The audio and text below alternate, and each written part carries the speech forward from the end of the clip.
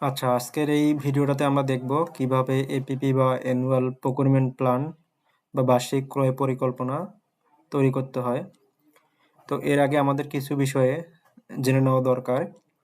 PPA 2006 বা public procurement act বা public procurement আইন 2006 এর সেকশন 11 বা ধারা 11 এবং পিপিআর 2025 বা পাবলিক প্রকিউরমেন্ট রুলস 2025 এর বিধি 24 এবং 25 তে অ্যানুয়াল প্রকিউরমেন্ট প্ল্যান বা বার্ষিক ক্রয় পরিকল্পনা প্রণয়নের জন্য বলা আছে।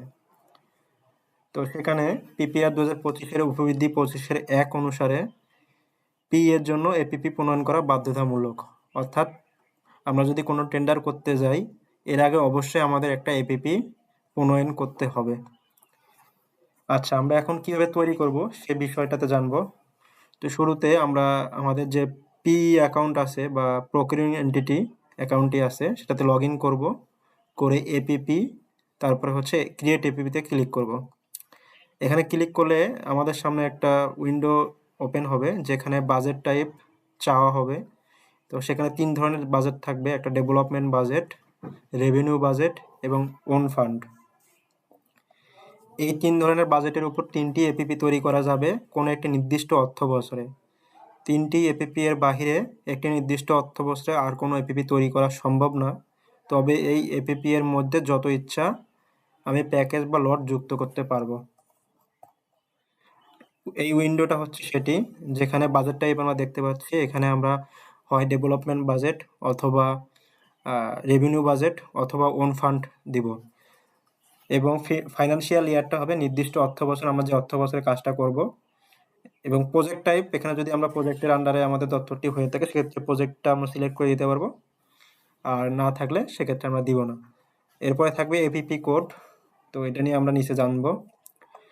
এখানে লেখা আছে বাজেট টাইপ, যেটা 3 ধরনের বাজেট হয়ে থাকে আমরা ইতিপূর্বে জেনেছি।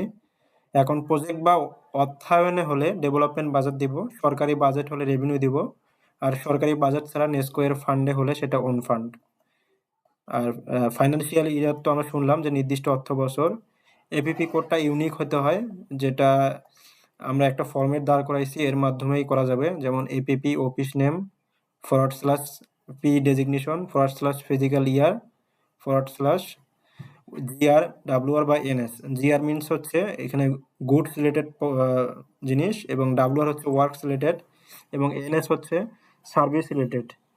মানে দপ্তরে যদি গুডস আইটেম 2টা থাকে তাহলে প্রথমটির জন্য আমরা দিব এই যে ফরম্যাটটা দাঁড় করাইছে, শেষে গিয়ে GR1, এবং দ্বিতীয়টির জন্য দেব GR2।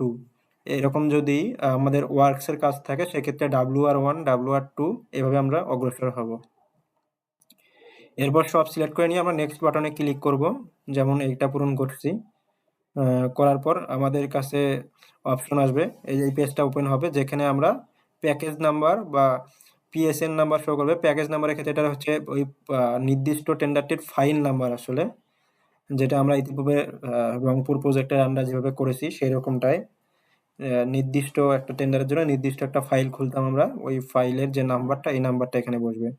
এরপর প্যাকেজ ডেসক্রিপশনের ক্ষেত্রে আমরা নামটা দিব, এবং লটের ক্ষেত্রে সিঙ্গেল লট, লট ডেসক্রিপশনের ক্ষেত্রে ওই নামটা, কোয়ান্টিটি একটা যেহেতু লট বাই লট আমরা করতেছি, এবং এস্টিমেটেড কস্টটা হবে ওই নির্দিষ্ট কাজের জন্য আমাদের যে বাজেট বরাদ্দ সেই বাজেটটি পূরণ করার পর এরকম দেখাবে। এরপরে আমাদের থাকবে হচ্ছে প্যাকেজ এস্টিমেটেড কস্ট, যেটা আমরা উপরে বসাইছি সেটা এখানে।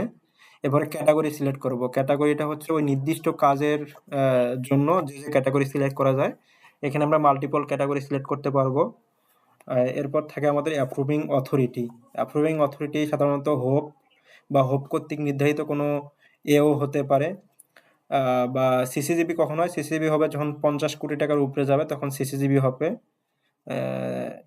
তারপরে হচ্ছে এখানে বোর্ড অফ ডিরেক্টর থাকতে পারে, সেক্রেটারি থাকতে পারে, মিনিস্টার থাকতে পারে, বা পি নিজেও এখানে হচ্ছে অ্যাপ্রুভিং অথরিটি হতে পারে।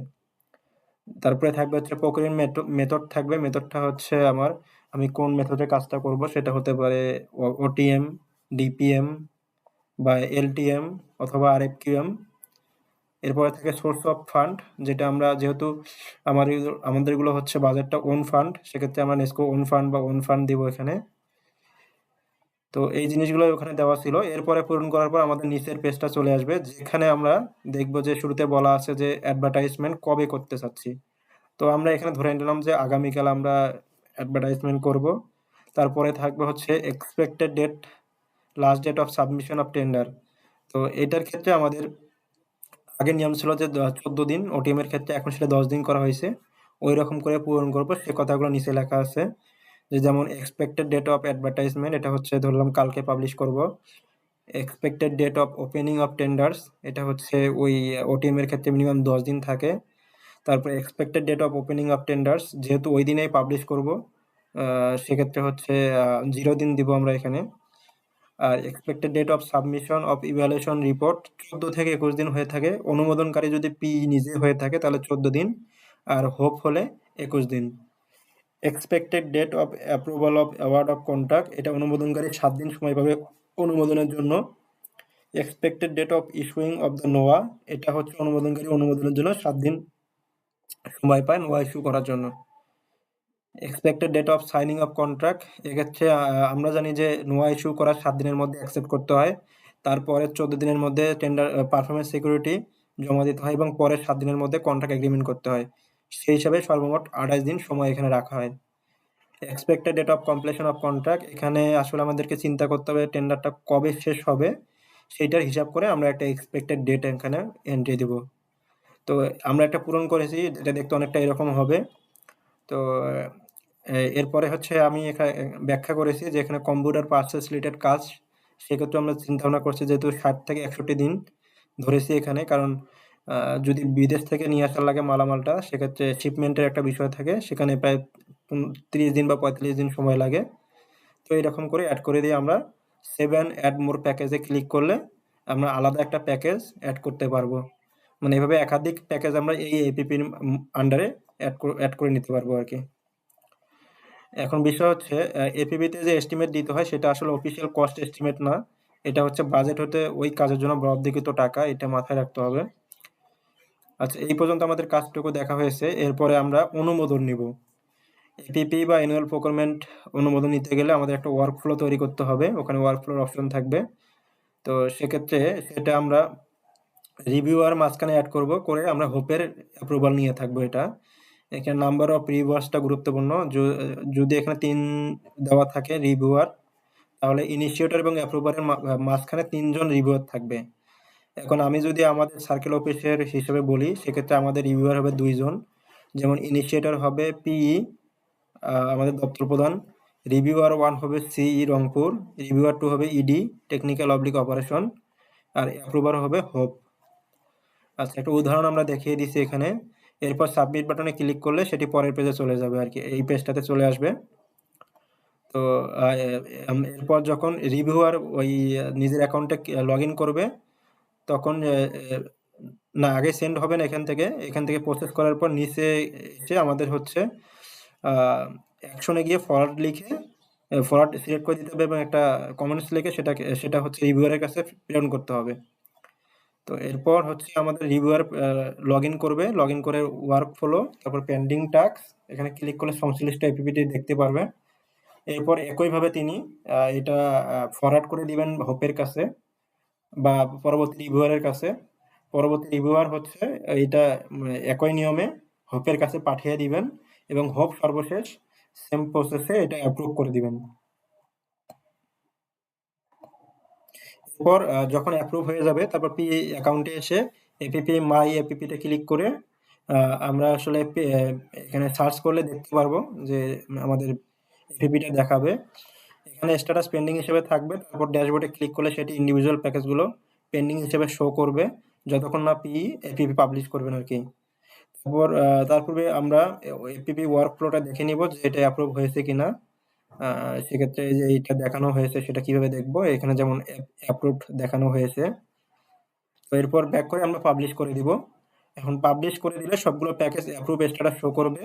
এরপর যে প্যাকেজটি নিয়ে আমরা কাজ করব সেটি ক্রিয়েট টেন্ডার অবলিক প্রপোজাল করে দিলে তখন এই সংশ্লিষ্ট প্যাকেজটি আন্ডার প্রিপারেশনে চলে যাবে আর কি। আচ্ছা, এখানে এক্সট্রা কিছু বিষয় জানার আছে যে এপিপি আমরা অনেক সময় যুক্ত করার সময় ভুল করতে পারি, সেক্ষেত্রে এডিট অপশনটা খুঁজে পাবো না। তো এটার জন্য ওয়ার্ক ফ্লো তৈরি করার সময় রিভিউয়ার 0 করে দিয়ে আমরা এর মাধ্যমে সেটি অ্যাপ্রুভ দিব। দেওয়ার পরে আমাদের এডিট অপশন শো করবে। তখন আমরা পুনরায় এডিট করে নিয়ে এবং নতুন করে ওয়ার্কফ্লো তৈরি করে হোপের মাধ্যমে সেটা অনুমোদন নিব আরকি। তো এপিপি তৈরি সংক্রান্ত বিষয়ের মধ্যে এটাই ছিল।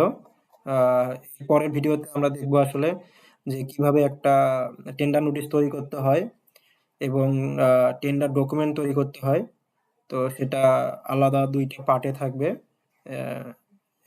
তো এটাই আরকি ছিল।